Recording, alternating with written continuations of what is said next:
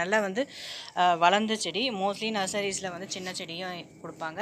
ஆனால் இந்த அளவுக்கு வளர்ந்த செடி கொஞ்சம் கிடைக்கிறது ரேரு. ஆல்மோஸ்ட் இது வளர்ந்துருச்சு, பூக்கு ரெடியாக இருக்குது.